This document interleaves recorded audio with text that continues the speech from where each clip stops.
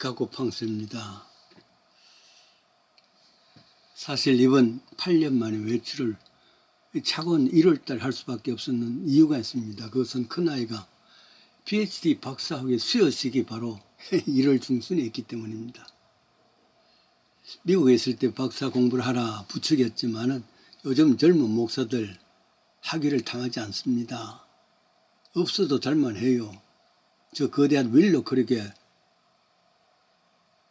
담임 목사도 그냥 신학사 하나밖에 없습니다. 그러나 잘하고 있지 않습니까? 거부했습니다. 그러더니만 한국 와서는 분위기가 그렇지 않으니까 바쁜 목회 가운데서도 신학대학원에 PhD 박사하고 공부를 시작한 것이죠. 어렵게 끝냈습니다. 그리고 1월 9일이 졸업식이기 때문에 8일 밤까지는 제가 도착을 했습니다. 그래서 게스트하우스에서 하루를 보냈죠. 다음 날 10시가 졸업식에서 갔습니다. 거의 졸업생들이 한 300명 가까운 신학생들이 있었는데 그중에 PhD는 6명, 우리 아이 이름과 또 졸업 논문 내용까지 프린트되어 나왔습니다. 사실 초등학교 때부터 졸업식을 한 번도 참석을 못했어요. 왜냐하면 미국에서는 어떻게 하나같이 주일날 졸업식이 있습니다. 그렇다면 교회를 비워가면서 참석하기 어렵지 않습니까? 그래서 한 번도 못 갔단 말이죠. 그래도 마지막 PhD 졸업식에는 올 수 있어서 참 다행이었습니다.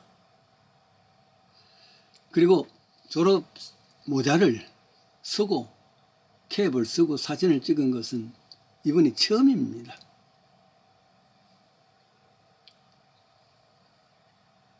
아이의 졸업식에 참석하는 목적이 잊지 못할 목적이라면 그게 또 하는 것이 다른 것은 그 다음 주일날입니다.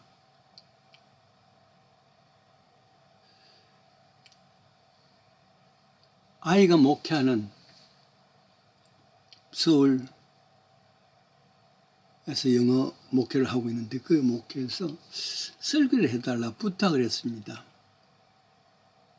그거 처음에는 서울에 있을 때는 온누리교회에서 전체 영어 회중을 리드한 시니어 목사로 7년 동안 있었습니다. 그런데 시카고 가나안교회에서 꼭 필요하다면서 당에서 불러왔지 않습니까? 그러나 시카고에서 호되게 어려움을 당했습니다. 다시 서울로 가서 정말 맨 땅에 헤딩하듯이 개척교회를 시작해서 벌써 8년째가 됩니다. 말이 참 개척교회 쉽지 않을 터. 그래도 이 아이가 아빠 성품을 닮은지 인내와 끈기가 있는 아이였습니다. 영어 예배에 내가 어떻게 설교를 할 수 있을까? 아무래도 영어 설교는 어려운데 했을 때 좋은 통역사가 있기 때문에 한국말로 해도 된다 그랬습니다. 그래서 허락을 했지요. 시티라이트 처치 서울 도시 빛교회 이런 뜻이겠죠. 홍대와 연대 그 중근쯤에 한 빌딩의 4층에 빌려서 교회를 하고 있는데 교회가 가나안교회 시카고에 있는 가나안교회와 현재 교회와 비슷한 크기였습니다. 주일 11시가 되니 젊은 사람들이 가득 모였습니다. 3분의2는 외국인이고 3분의1은 한국 사람이었습니다. 전적으로 완전 영어 사용하는 커뮤니티였습니다. 그동안 얼마나 많은 아픔과 한숨이 있었을까.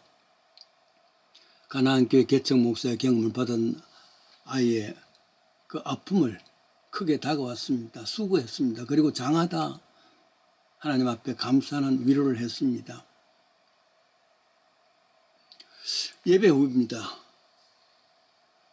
아이는 계속 모임이 있어서 가고 마침 소식 듣고 예배 같이 참 막내 외삼촌 내외 함께 식사를 합니다.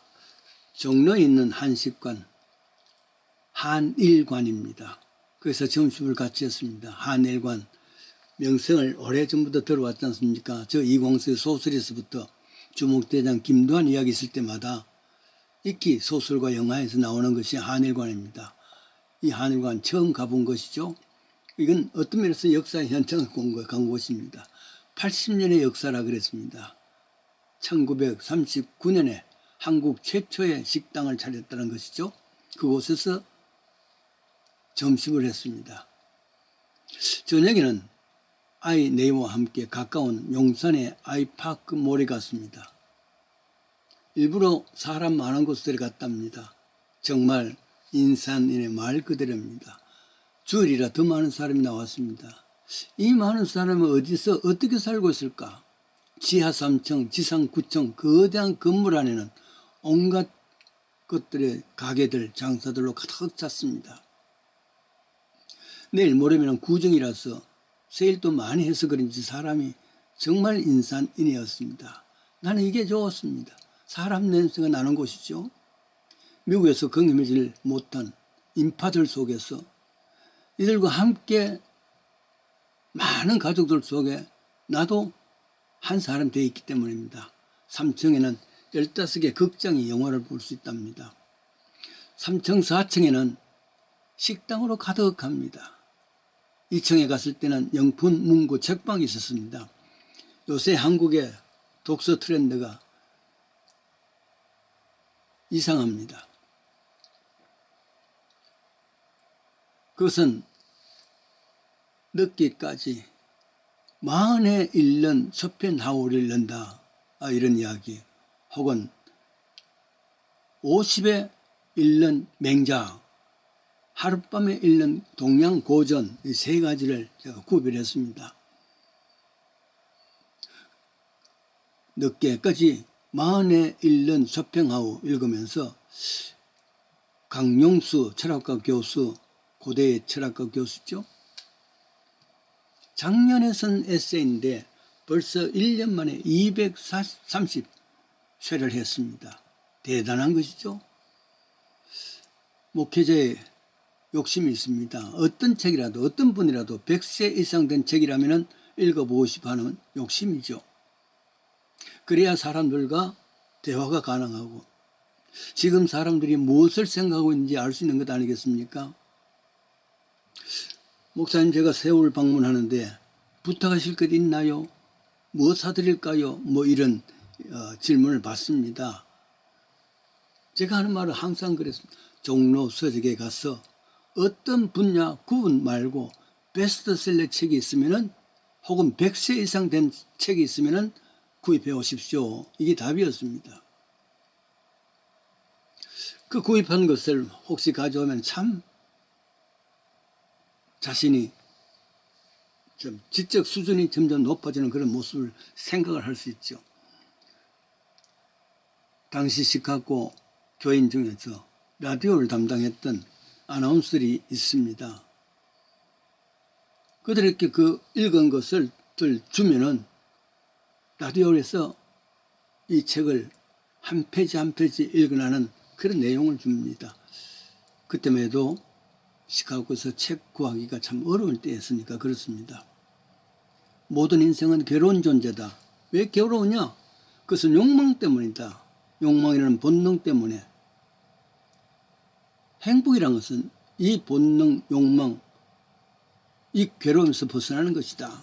그러나 대부분 인간은 욕망한 덩어리에다 여기서 도피하는 것이 행복인데, 대부분의 사람들은 도피하는 방법을 주로 바깥에 상황에서 도피하려고 하는데 그게 아니다. 진정한 행복은 자신 안에서 찾는 것이다. 자신 안에서, 내면에서 욕망을 찾아 그 욕망을 던져버렸을 때에 참 행복이라는 것이 있다. 쇼펜하우의 새로운 감동으로 옵니다. 그 외에 서점에서는 50에 읽는 논어, 50에 읽는 장자, 50에 읽는 손자병법, 이런 제목이 많습니다. 차라리 다음에는 80에 새롭게 읽는 논어, 뭐 이런 것이 나왔으면 얼마나 좋을까 생각해 봅니다.